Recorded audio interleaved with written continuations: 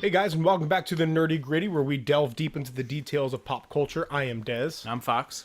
and we are here today to talk Yes, we are. about some I agree. pretty interesting news that I heard. But before we get to that, I am really excited right now Okay. because we just recorded 3 episodes of Dragon Ball Fighter Z. We did, and it's a fun game. It's a really fun It's like game. it's just fun to play. I don't know if you guys watched much Dragon Ball Z when you were younger, but I was all about it. It's as a the best kid. Dragon Ball fighting game I've played. It could be one of the best fighting games I've played. That's true. Yeah. Soul Calibur 2 is still my favorite. Yeah. I love Soul Calibur. I'm super excited for 6, but 2 was because I had such a wealth of single player stuff. And I haven't, well, I mean, anyway, but yes, Fighters is really cool. But what I always consider, and let me clarify here, I'm not a fighting game guy, Right. so take everything I say with a large grain of salt here, a hunk of salt here. But what I always preach about fighting games is the ability for new people to come in and feel like they're doing something, but for seasoned players to be able to still clearly beat them. Right. So, for example, Tekken Tag or any of the Tekken games, I always felt like if you don't know how to do those combos for your characters, Right. you're screwed. There's Yeah. no way you're going to be able to do anything, and therefore you don't really feel like you're doing much. Or in Street Fighter, button mashers, they're not always going to win, but they can do a real good job. Yeah. And it's annoying if you know how to play the game. Right. Yeah. So, but Fighters balances that really well. It does. The time of with the major franchises, the time of the intricate combos is over. Mm-hmm. The fighting games don't have that anymore. Even Street Fighter. Yeah. Like it's basically here's the same combo. It's real simple. It's like 3 buttons, and every character's combos are the same. It used to be you had to memorize specific characters, and they would even have them like on the arcade cabinet and Right. stuff Absolutely. for you to look at. And now they've simplified everything, which is a smart move. I love it. Like it gets people to want to play. I think Smash Bros. Was the first one that really did that, That's where they're true. like, Yeah. all buttons do all the same thing for every character. You know exactly what but kind of attack you're going each to. character does it a little bit differently, Right. and therefore you want to specify your gameplay with the character that you're going to play the best. Like there's still that element of not all characters are going to play the same. You want to play them. You still have a differently. main. Yeah, like, because absolutely. you like this character the most and you're good with them. Right. Yeah. But at the same time, anybody can pick it up and feel like they're doing something. Right. I appreciate So that. aside from that, what have you been up to lately?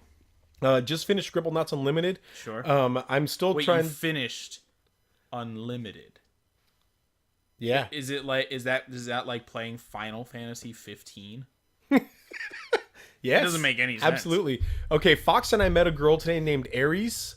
Yeah. And named after Eris. Eris, yeah. Not Ares. Not the god Ares. of war. That'd Eris. be cooler. Eris, named after the character in Final Fantasy VII. Yeah. Which was very cool. Yeah.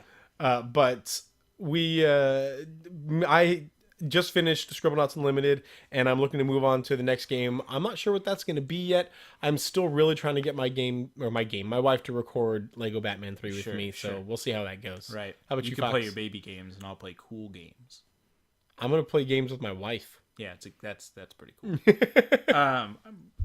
So I've been playing Okami Kingdom Hearts still. I'm pretty much on the same. It's been a while, but they're long games and they're fun.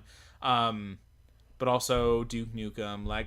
But what I've been doing a lot lately is I've made it a point to. I'm trying to watch all of the Oscar Best Picture nominations. I'm 4 out of 8 in. I've seen Lady Bird, Get Out, Shape of Water, and The Post. And all 4 of them, of course, are really good. Right. Lady Bird was really, really good. I'd say my favorite so far is Get Out. I think Get Out should is a win. really good movie. I don't think it will. I think Lady Bird will win. Yeah. And I wouldn't be surprised if Shape of Water won, because it was a really, really good movie. Guillermo del Toro is amazing at doing what he does, creating movies. And the costume, like Doug Jones is one of the best guys in acting because nobody knows who Doug Jones is, but they know who Abe Sapien is, or right. they know who, all the Thin Man, basically any character from a Guillermo del Toro movie, unless you're Hellboy, and you don't, So I've been watching those, but my prediction is that Lady Bird will win, possibly Shape of War, not Shadow of War? Shadow of War What? will win Best Picture. We No. haven't even talked about that game in forever. Right. No, it's possibly Shape of Water, but I want Get Out to win so far. I'm still going to see the other 4 of them. I just signed up for Movie Pass, and I'm really excited for that. So it'll be $10 to see all the rest of them, plus any other movies I want to see. But yeah, so that's really what I've been up to lately. I just saw Greatest Showman. Yeah, and it was okay. It wasn't great, but it wasn't bad. I'm not gonna say it was bad either.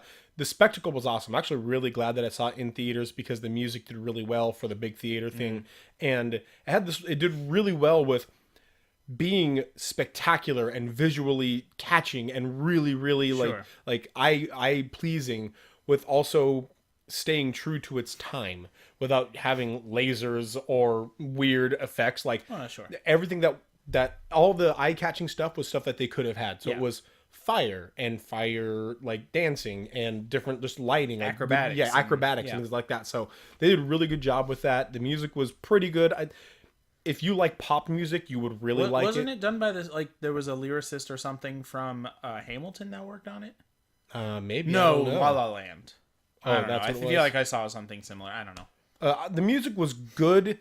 If you like pop music, you will like it a lot. I'm just not a big fan of pop. That's nothing against the music. That's just my personal preference. It's a movie I have no interest in seeing. But here's the thing: is I felt that they did not build the characters successfully enough, which is something that's tough to do when you're trying to, because they tried to build like 3 or 4 or 5 characters in the span of a 2-hour musical and sing songs all the time. Yeah. And that's tough to do. Right. And so there were a lot of choices that characters made that seemed way out of character for them, which they could have like built up that part of the character more. But so I'm not going to give away any like big spoils or anything like that, but let's just say, how many elephants does Hugh Jackman torture? All. Good. Yeah. Good. No. It's historically accurate. No, it is outlandishly historically inaccurate. And that bothered me a little bit because P.T. Barnum historically was an awful human being. Not a great dude. Really bad guy. But the movie paints him to be kind of like this this savior of the outsider or whatever. Not user and abuser of the outsider. That's essentially why the preview just seemed like we're all different, and that's why we're all special and great, and let's like those people, ugliness is an inside characteristic, not an outside. And I was like, sure, that's fine. I already understand. I get the point just from the preview. But it was fun though, and I'm glad I saw it. Sure. Like I'm not saying it was a bad movie by any means, just not as good as I was hoping. Yeah. So, but on a totally separate note of things that we don't typically talk about, right? I have been really into the Dear Evan Hansen musical recently. Oh. One thing that you and I don't really talk about much because you're not into musicals, but I am. I don't hate musicals, but it's not something I go out of my way to watch. Yeah. I will this year because I have Movie Pass. I'm so excited for Movie Pass. And so this is my point is I'm not even talking about movies. Like I've seen Rent like live 4 times. That's true. I've seen Les Mis 3 times. Phantom of the Opera 3 times. I've seen a lot of musicals live, and I love musicals, but Dear Evan Hansen was one that was just introduced to me recently, won a lot of Tony Awards and whatnot, and including Best Musical, as well as Best Lead Actor. You ever watch Pitch Perfect? I've seen the first one. You know the really, like, kind of goofy magician guy? The guy who does magic? He's not the lead character, he's a side... I think I know who you're talking about. Yeah, he won Best leading male role as Evan Hansen in Dear Evan Hansen. That's pretty cool. And he is phenomenal in right. it. But this, I say all this to compare to, I have had Dear Evan Hansen songs stuck in my head forever. I went and saw Greatest Showman and left with Dear Evan Hansen songs stuck in my head. Now tell me, in Dear Evan Hansen, how does he become a deer? Is there like a wizard? It's a science project. Is he like a warg? Yeah. No, it's like a huge scientific interesting accident. Like government government secrets and stuff. Okay. Mostly it's about him growing horns and earning those antlers. And like it's like a growth of character thing in which he earns his antlers. Right, and then he gets to lead the sleigh on Christmas. Exactly. All right. No. Interesting. That would be a very different musical. I would watch that one. That'd be great. Fox, I do have a question for you, though. How many of the, and this is actually an honest question that's going to play into what we're talking about today, how many of the nominations for Best Picture are rated R? The Shape of Water. The Post, probably because of language, although They it didn't really need they talk to be. about the creature from the Black Lagoon's penis, and They do. They mention Shape of Water. I mean, they directly talk about the fact that that weird water creature has genitals. Yes. Because the main lead character and the water monster have a sexual relationship, which sounds goofy, but it's handled very well in the movie. Right. Like, you kind of forget that it's a if at any point you can say they handled the alien fish and human sex really well, yeah, that's good. Well done, if you Guillermo del Toro. If you could say that about a Best Picture nominee. Like, if that's some, like, weird anime that he was a part of, sure, I understand. This is literally going up for Best Movie of a Year. And the fish extended its tentacles. Oh, I've seen enough hentai to know where this is going. Wait a minute, I'm in a movie theater right now. This is Best Picture. What is happening? Okay, so Get Out, Lady in the Water, Dunkirk. Lady Not Lady in the Water. Very different movie. Yeah. M. Night Shyamalan. Shape of Water. Shape of Water. Dunkirk, right? Lady Bird is... I don't know if Dunkirk is. I didn't see it. I don't think it would be. We could easily look this up very quickly. Why would we ever do that? Yeah. It's not like we have several computers around us right now. Literally 2 laptops, or 2 computers, and our phones. 3 Billboards Outside of Ebbing, Missouri is rated R. The Darkest Hour, I believe, is PG-13. Trying to think of what the others are right off the top of my head. Lady Bird is for sure. The Post was, I think, because of language. Right. Phantom Thread is. So it looks like most of them are. Call Me by Your Name is. Oh, there's 9 nominees. Okay. For some reason, I thought there were 8. So I've seen 4 out of 9. Yeah. All of them except for 1, I believe. The vast majority of them are rated R. Interesting. Yes. So this is something that we're just kind of thinking about today is the reason we're talking about this is because there was an article recently that said, in fact, you said this there's to me. a What rumor. A rumor. / a very likely possible thing to happen. Like, it's not outside of reality. Right. That Quentin Tarantino may direct the next Star Trek movie. Or something... There's not enough details. There's not enough details to really. Yeah, well, Mirror Universe. That he could direct a Mirror Universe version of Star Trek, and they're all super violent and curse a lot. That I would be down for, but I don't know. Let's not get it. That actually helps what I want to talk about. Right. But Quentin Tarantino has talked about and is in consideration, I guess. I don't know what the latest details are. To direct a Star Trek movie. Now, what we know about Quentin Tarantino is that his movies are typically not G-rated. Not family friendly. Yeah. For the most part. You know, here and there he has... A few too many N-words and being shot in the genitals to go take your children. He shot my sack off! It's a thing that is said. If you haven't seen Hateful Eight, yep, it's a movie. That literally, it's not bad. See, it also happens in Django. Somebody gets shot in the genitals. It also happens in the Inglourious Bastards. Oh, that's right. In the pub scene. Yep. That's a thing he does. He likes to shoot people in the genitals. But yeah, so it's kind of crazy because of how violent and how, like, not family friendly. Right. Typically not typically, all of his movies are. He doesn't have a movie that isn't like that. That isn't rated R, not family friendly at all. And so to think of him directing a Star Trek movie is strange. Like, it doesn't really seem to be congruous, especially with what Star Trek has become, where it is very family friendly, like science fantasy action movies. Right. Like, Star Trek is not what it used to be. Star Trek is shooting for PG-13. They're now shooting for the Star Wars crowd. Yeah, absolutely. And they've done a very well. Okay, we can talk about the goods and the bads of the new Star Trek movies all day long. That's not really what we want to talk about. No. But what I want to start with talking about is this kind of new trend-ish of taking things that have traditionally been PG-13 or like genres that typically are more family friendly, aimed at more of a teenage young person audience, and making them R-rated. Right. Specifically Deadpool, which made sense for the character. Right. Because Deadpool in his comics is pretty foul-mouthed and pretty violent and like goofy and over the top. And right. to try to make that a PG-13 movie, you wouldn't have the ability to portray the character in the way he is typically portrayed. Right. The other one that I can think of is Logan. Yep. Which every other movie with Wolverine in it has always been PG-13. Which some of them are good, some of them aren't very good. But all of them are less violent than you would expect Wolverine to be. Especially the whole Berserker Rage type Wolverine. Yeah, the closest we get to that is in... Well, I guess there's two moments. In X-Men 2, he kind of goes crazy in the house when they're invading the house trying to capture people, and he just starts stabbing people. Right. But... There's no blood spatter or anything. Yeah, literally, he is thing. cutting limbs off. Kind of. You actually don't see any limbs get cut off.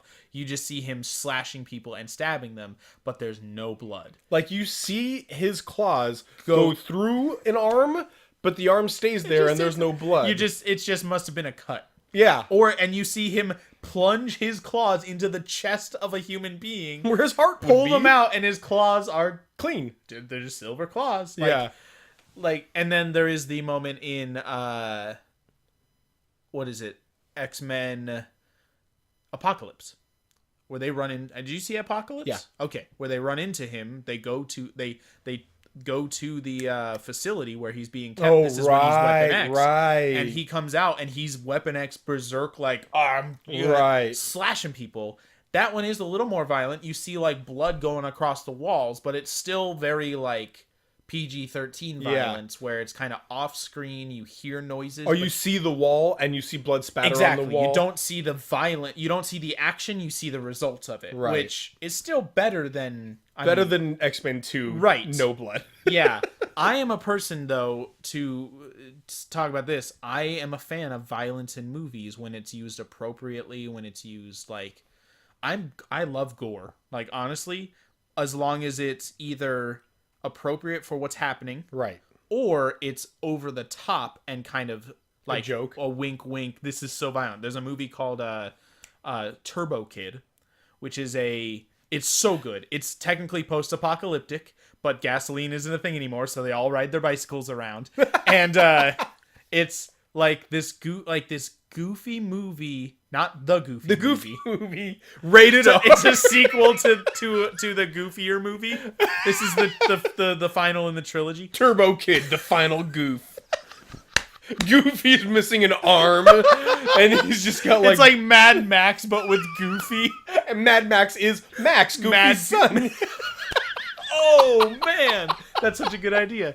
Anyway. Oh, man. And there's so much blood in that movie. But it's such a violent movie. Surprisingly so, but in a way that just makes it feel like, this is ridiculous. And not like, ugh. Because sometimes violence can be that way when it's like, why is this like this? Why does it need to be... Why is it this? Goofy gets shot and he's just like, woo! Tarantino blood fountains coming out. Yuck. Gorsh! That sure smarts, Max. Can you hand me my leg? Donald, we gotta get out of here. Got like a machine gun. Oh man, I'd watch that. I would watch that so fast. Okay, no. So here's my thing with Tarantino's Star Trek. Tell me. We have established a Star Trek, a world that makes good movies. They're enjoyable. They make money. They're not. That's what we're going to be talking about later, is what qualifies good. Sure. But here's my thing, is they're not bad movies. They are, yeah. I wouldn't say that, I wouldn't say that they are bad. Yeah. I would say that they're not Star Trek, in my opinion. But more importantly, we as a people know Star Trek and know the world of Star Trek as a place in which you do not need an R rating. Exactly. They are fun and enjoyable. Being PG-13. Absolutely. It's what it should be. Yep. So to bring Tarantino in would be weird. And I agree. So, and to try and make, and we're not, again, to clarify, we're not saying that this is happening or that it it would be in our movie if it did happen. Sure. This is assumptions. Right. Because of who Tarantino is. But the reason that Logan and Deadpool did so well is because, like we were talking about before, if you were to make a Deadpool movie and make it PG-13, you would have to take away from the character. Right. So if you've ever watched cartoons or anything like that, like Deadpool guest stars in like Ultimate Spider-Man, the cartoon or whatever. Somehow he gets in everything. But in these cases, like, it's funny because he breaks the fourth wall. Yeah. And he'll say things like, I gotta go out and unalive those guys. And Spider-Man's like, unalive? What do you mean? He's like, well, I want to say something, but I feel like I'm not allowed to, and so he says... Which is great, but still... But the point is that he's not allowed to. Like, what his character would do,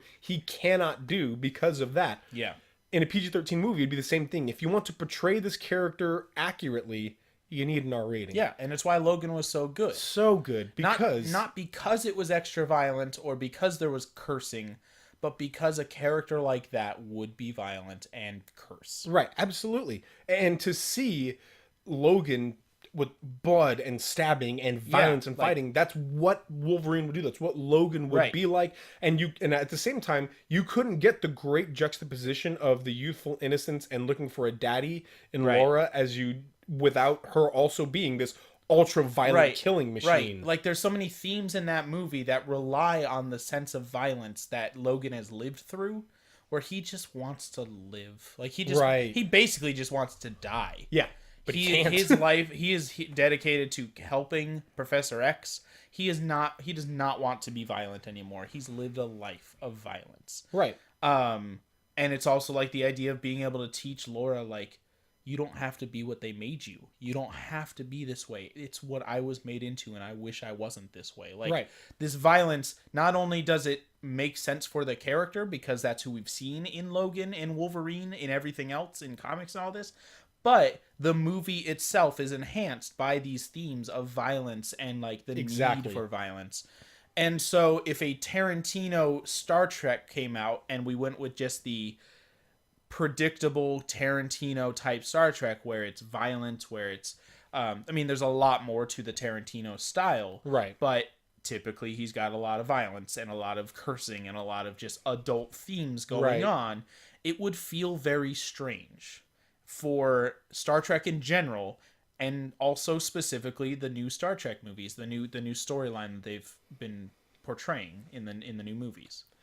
Yeah, and so especially if it were the same actors, I almost feel like you would be so uncharacteristic of these people that we've come to see and to learn and to know. Right. And all of a sudden for Spock to be like, F Jim, like, what is happening here, Captain? My calculations have determined you need to F off. What the hell, Jim? Bones, what's going on? The mother effing There's just blood spraying all over the place. They go down to a planet for a diplomatic meeting and just start shooting them in the face. I got your diplomacy right here. See, that would be weird. Now, here's the thing. I'm gonna flip it on its head. I actually, on the other hand, would love a Tarantino Star Trek. Okay, explain how. Because, in interviews he's done, he clearly loves Star Trek. Right. Not the new movies, Star Trek. Where it's... If you haven't watched Star Trek in what it actually is, the vast majority of Star Trek shows and movies are real boring. Yes. They are not ones that keep your attention if you are in it for the action. Well, it's science fiction. It is a science fiction television show about a peaceful space exploration team going out into the galaxy, finding new life forms and seeing if they can be friends. Yeah. Like, literally, they're just trying to be friends with the universe. And sometimes that results in violent confrontation. But most of the time, the more interesting moments, I think, are when they just have a disagreement on philosophy, or like, this is how our planet does things. You might disagree, but this is how we do it. And so they kind of discuss it, or there's like a dilemma between, and they have to like mediate. Like, it sounds real boring, I understand, but it's like sci-fi C-SPAN. Yes. It's the sci-fi UN, essentially. Yeah. But if you're really looking for like a good, solid, like interesting story, that's really what you care about, honestly. Yeah. And there's a lot of dialogue, a lot of like depthful characters that they know who they are, like the actors have become those characters. They react in situations how they should for that character. The dialogue is well written. Characters don't make rash decisions most of the time. Like they know who they are, and the writing is on point, essentially. And I just described a Tarantino movie. In a Tarantino movie, there are violent moments, violent clashes, violence. But what I think is more iconic about Tarantino is his ability to write characters that know who they are thoughtful, are interesting, have dialogue that like is fun to listen to, not because it's like cursing all the time or right. Oh, you just said the N-word, that's crazy. It's like they have conversations that are interesting and that are like dynamic and push the story forward instead of just being exposition and all that kind of stuff. So I think that Tarantino could write a really cool Star Trek movie because he does what Star Trek used to do in his movies on a regular basis.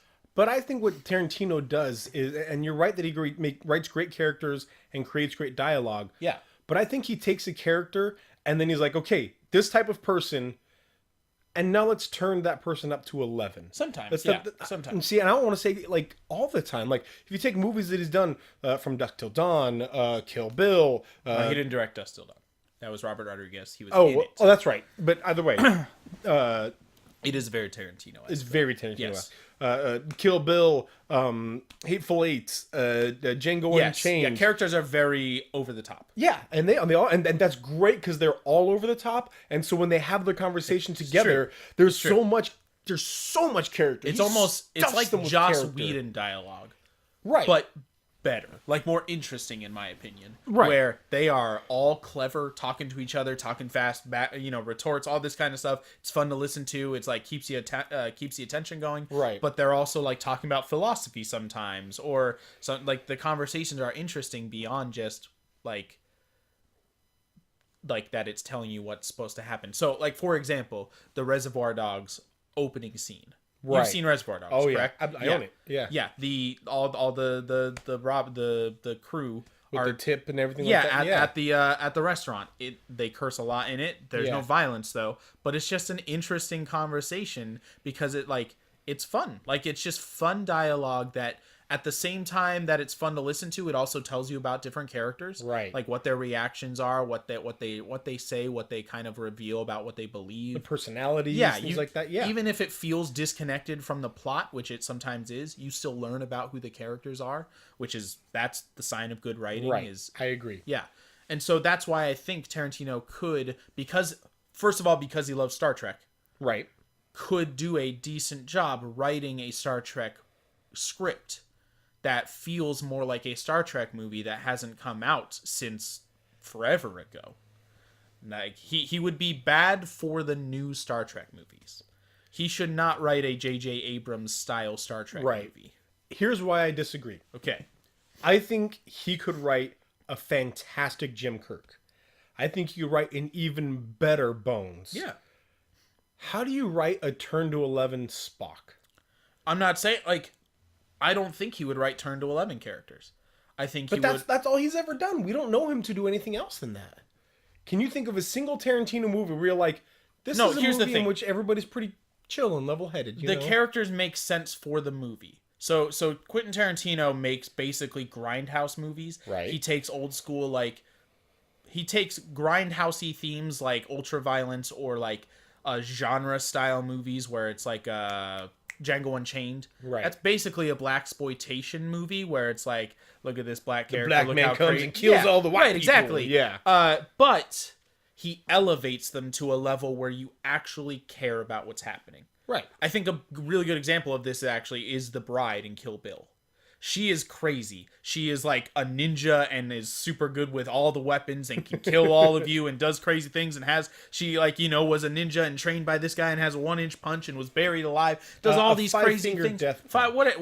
She also has the 1-inch punch. Oh, that's right. That she gets escapes out of the from grave. the grave with, yeah. Which is awesome. But she does all these crazy things, but at the end of the day, she is looking for her daughter. And so at the end of the second movie, spoiler alert if you haven't watched Kill Bill, she is reunited with her daughter, and then she's done. Like, she does what she needs to do, her daughter is brought back to her, and then the last scene is her and her daughter watching a movie. And that kind of is the payoff for everything. It showed ridiculous things, but her character is not necessarily in her personality crazy. It's the combination of this character in this movie style. You care about what they're doing, despite the fact that what they're doing is insane and ridiculous and unrealistic. And I agree with you. My point is that's all we've known Tarantino to do. It'd be like if we were to expect Hugh Boll to write a good Star Trek movie, you'd say no, that dude only writes garbage. Well, he writes bad movies. And so you'd say, well, maybe give him the chance to write something good and useful, he'd do a good job. No, he writes garbage. We know that. We've experienced that from him. Well, sure, he writes there's a difference between writing a certain style or genre and writing poorly. But so my point here is that we've seen what he can do, and we know he'd be poor at it. And he always makes good movies. We've seen what he can do, and he makes great movies. Yes. In his wheelhouse.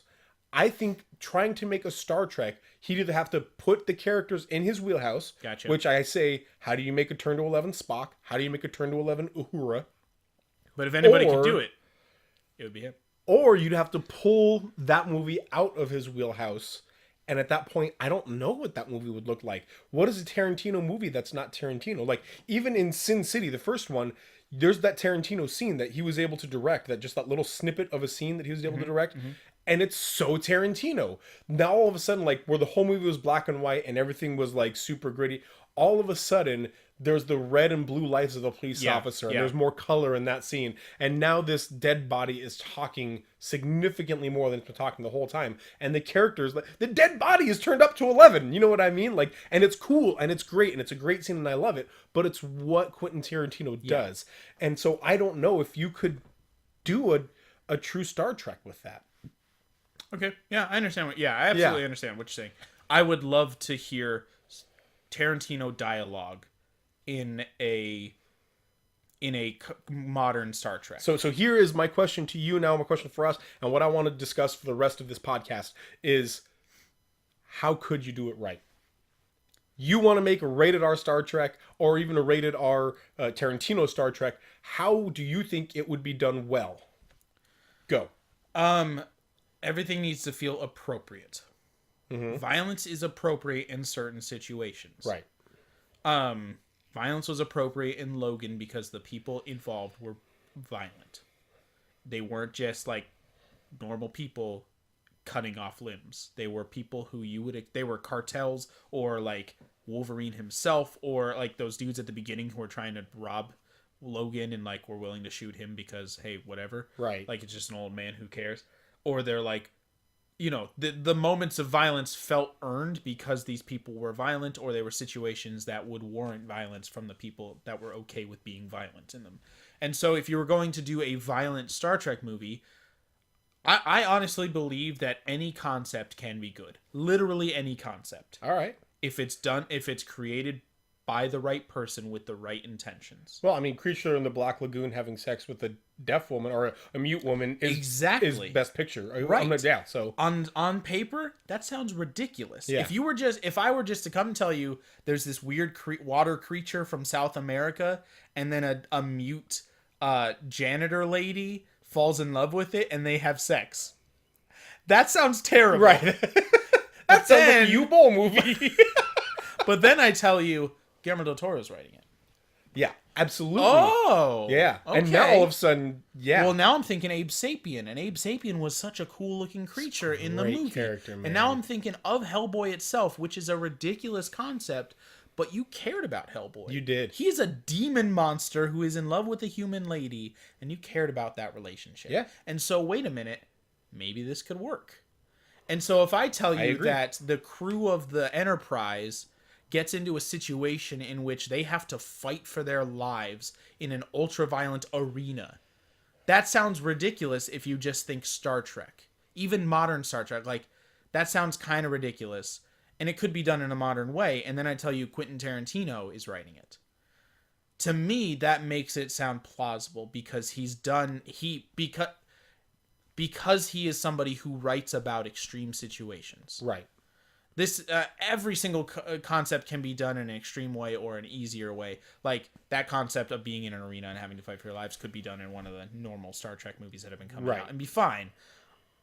I think that his style could be applied to, they're on a, they're a 5-year mission. They've come across a distress beacon. It's a Klingon rogue, rogue Klingon, whatever. And they are violent individuals who will kill on sight and right. Or, the philosophical dialogue that comes into every Star Trek except for the new movies because they don't really care about philosophical moral dilemmas. They care about action movies. But go ahead. The dialogue specifically is why I think Tarantino could do it well. Because in every single Tarantino movie, think about this. Which Kill Bill had the more interesting ending? I'd say the first one. Really? Yeah. I love the ending to Volume 2 so much. I like the cliffhanger is my point. I mean the scene, what happens at the actual scene. What happens at the end. One, yes. Yeah. The first one is awesome. It is 45 minutes of the bride fighting the crazy 88 and literally they have to put it in black and white because it's so violent and they couldn't put it in theaters if it was in color. That's actually what happened. Then it's that 5-minute scene where she fights Oshi or Oren Ishii and that's also a very cool fight. Yeah. It feels appropriate. It's not super violent. It's these two masters of their craft fighting each other. It's kind of the extreme opposite of what just happened. Right. Very cool, very interesting. The ending of Volume 2 is the extreme opposite of the ending. It is literally, the whole thing is about her trying to kill Bill. It's literally the title of the movie. She shows up and just talks to Bill for 10 minutes. Yeah. And then she does the fight scene literally lasts 5 seconds. And it's oh. But that conversation they have is so interesting. Where he's talking about Superman being just talking about trying to tell her that the assassin is who she is. Right. And this bride having a husband and a kid is her mask that she's trying to put on, just like Superman. He's really a superhero, and he puts on the mask of Clark Kent in real life to try to hide who he is. But he shouldn't. That kind of thing. I thought that was much more interesting. And so when I think of a Tarantino Star Trek, I'd be okay if it were violent, if it were appropriate to be violent at certain points. But what I think of is Star Trek as it used to be. Where it was more philosophical, more moral dilemmas, where it was more interesting dialogue and political situations in real life are talked about in a sci-fi context to give it some okay, this is actually what's happening in real life, but it doesn't feel like that because these are weird aliens that are talking. And so when I think of Star Trek, Tarantino Star Trek, that's what I think of. I think of you could easily get them into these two nations or these two planets are locked in a arms race, and you could reflect current political situations and the dialogue could be so interesting and reflect modern day society, but soften it by being about weird looking aliens. And I think there's a opportunity there that isn't being taken advantage of by the current writers, because the current writers just want to make Star Wars because people like watching Star Wars. And so that's why I think it would be cool, because he does what he wants, and when he does it, it works. Picture this. Okay. 2 planets, for whatever reason, these 2 planets are very important to the Federation. Maybe these 2 planets are on a path to a very important place, or whatever it is. They're important. They're important. And they go to war, and of course the Federation has to go in and be mediators for it. The Enterprise goes in, and their goal, their dialogue, their storyline is the mediation, the talk, the philosophy. Sometimes they shoot people, but for the most part, it's their intense dialogue or the intense politics of it. Right. But we're also introduced to characters, because in every Star Trek movie, we're introduced to native characters of that planet. We're introduced to a few warriors. Yeah. And then we follow those warriors on their violent quest and on their violent. And so we still get that over the top action violence that's going on that is in Tarantino movies, but we also get that great philosophical dialogue of Spock sitting down with these two people and trying to discuss this and finding mediation. I think that would be really cool. Yeah, I think I don't expect it to happen. I don't expect this Tarantino thing to happen. Right. It'd be weird, and the Star Trek higher ups would be like, "Oh no, let's just get J.J. Abrams again because he's really good at this. He's a money We make maker." money. Tarantino makes money also, but he's a risk. Yeah. Because he makes what he wants, and if he doesn't get to make what he wants, then he's done. He doesn't. Yeah. He won't make it. He's fine with right that. now. He's making a movie about who's the serial Charles Manson. Is he really? Yeah, I'm super excited for it because it sounds right. But I also want to see a sci-fi movie from Quentin Tarantino. He's never made a sci-fi movie. Here's how I think it could be done right. Okay. It's not Star Trek, the original generation. It's Voyager. Sure. Or it's something that we have not seen a movie of yet. I would love Next Gen. I mean, there are movies for all of them. Maybe Next Gen was too adored to throw it to Tarantino. There are movies for every generation, by the way, for everything. There's just not modern movies about it. Right. A modern movie of one of those outside Star Trek, not really revered ones. Right. But it's Enterprise. Tarantino, and it's done seriously. And maybe they do something like they land on a planet, and for whatever reason, their guns don't work on this planet. Because let's be honest, all three movies have presented very serious, very intense fights and topics until this point, but they all just shot it out. Everybody had guns. And none of it's smart. Yeah. It's just like, let's blow them up. For whatever reason, their guns don't work, and they have to have this conversation of, it's going to be hand-to-hand combat. And this is going to feel different than our usual combat or whatever. And now all of a sudden, you're able to introduce a little bit more of that visceral violence. Sure. And like, where you really feel like your life is in danger, violence. And they can introduce that to it a little more seriously. It's not these people that you've known before in other movies, not established that would be a necessary thing. To see Chris Pine just freaking cursing up a storm. And murdering people. Weird. And murdering people. I mean, they do that in the other movies. Right. But not in like a way that feels like murder. It just feels like shooting the bad guys. Right. But yeah, it'd be strange to see Spock talking like... He wouldn't talk like that. No, he wouldn't. That's my main reason for wanting Tarantino, is he understands what Star Trek is and understands characters. And understands that Star Trek has always been about the characters themselves and how they would react in these situations, and about the plot lines being very intricate or interesting to listen to. Right. So I wouldn't expect a movie like you talk about turning up to 11. To me, a turned up to 11 Spock is not one that's now violent and cursing all the time. That's a different character. Turned up to 11 Spock is ultra black and white morality. I will let you die and I don't care. Because that's who he is. And that would still be believable. That would still be who Spock is, but it would be he wouldn't try to save Jim when he goes into the that whole scene in Wrath of Khan. He'd be like, he made his choice. Yeah. And then he moved on. Like, that to me is a more extreme Spock. Spock is more interesting because he's more, like, emotionally available than he puts out most of the time. But that to me... So, to me, a Tarantino Star Trek is not one that's just violent and whatever. It's one that is Tarantino. Like, he has a style, and you apply it to Star Trek. You don't just make a different movie and call it Star Trek. Yeah.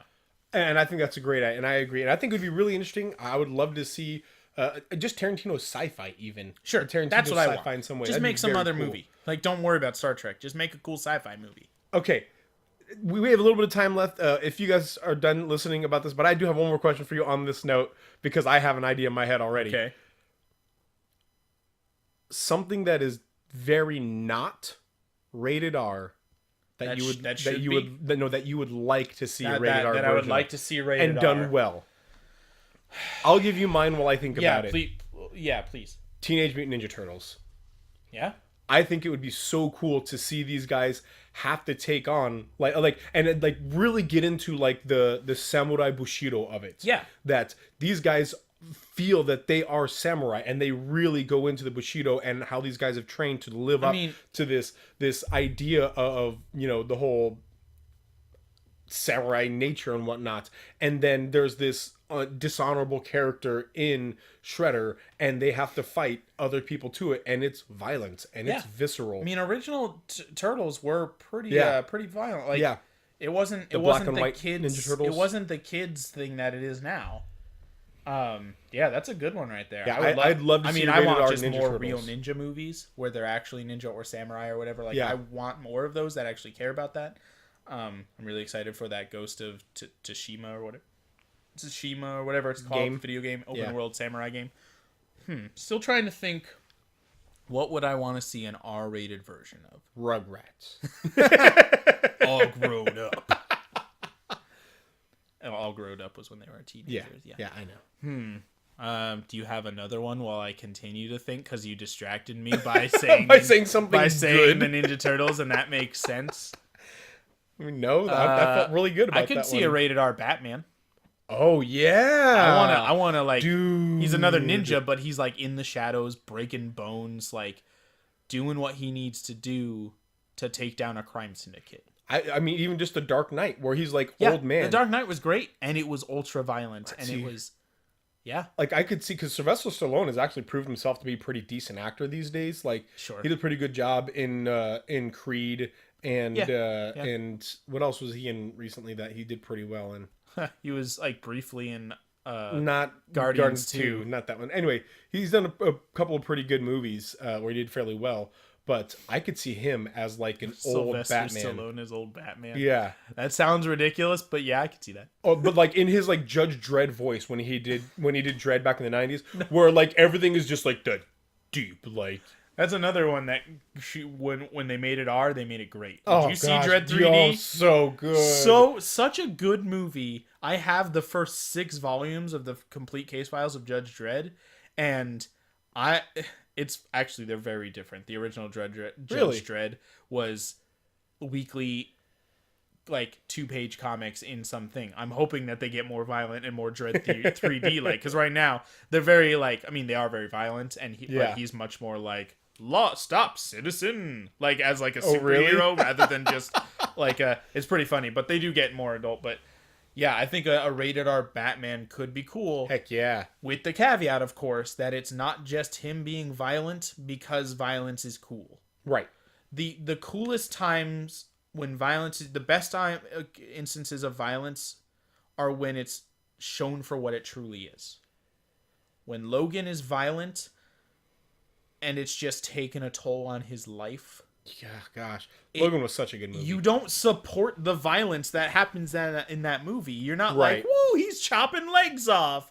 No, you're like, oh. And see, I mean, even right there, juxtaposed to X-Men 2, with that scene that you're talking about, like that scene when he like his claws come out, you're like, oh, Gia, son, like it's gonna go down. It felt like a video game, or it felt like an X-Men movie, right? Not like a real character having to fight to the death to protect the kids he's been given. Absolutely. Like, even though he's been working so hard to remain non-violent. Right. That is kind of, it's glossed over. Yeah. Yeah. He's just a guy who's killing people because they're bad guys with guns and black suits. Like, it's whatever. Yeah. So I could see a Batman. Yeah, that'd be cool. That'd be very cool. I'd watch that movie for sure. All right, guys. Well, tell us what you think about the possibility of a Tarantino Star Trek. Let us know what you think about the R rating. What do you want to see rated R? Yeah, and let us know what cool, typically like not rated R IP you'd love to see in a rated R movie. Real quick, we're on our outro here, but I want to shout out Tim Gunn. Not Tim Gunn. He's the guy from Project Runway. Tim Gunn. James Gunn. James Gunn! Different Gunn. Shout it out. Tim Gunn and James Gunn, very different people. Very, very different people. James Gunn, he wrote an article, or it was a Facebook post after Deadpool and Logan came out, basically talking about, like, it was like a warning to studios, like, hey, don't take their success as like we need to make everything rated R now. Right. No, it worked because, like, and that was really cool. And so when you're thinking, this would be awesome if it was violent, it might not. Yeah. Sometimes something should be rated PG-13 because that's fine. Right. Like, an X-Men movie should be. Yeah. Because they're fun superheroes with fun powers and they fight Apocalypse. A big ultra bad guy, and one of them can fly and one of them has laser beams, and it would feel like an Alan Moore thing where he just takes your favorite character and makes him a drug addict. Thank you, Simpsons, for that. That was great. But every time Alan Moore writes your favorite character like Superman, he just takes away his powers and he's about to die, and then somebody helps him. Like that's essentially what happens with every time he writes a Superman comic. But yeah, so not everything should be rated R. Right.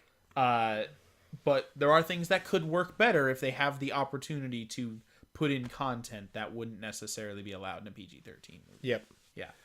Well, guys, thank you for listening. Thank you when you share this. We don't pay to advertise or anything like that. So when you guys tell your friends about this podcast, it means a lot to us. Right. It really does. Right. And so getting shared.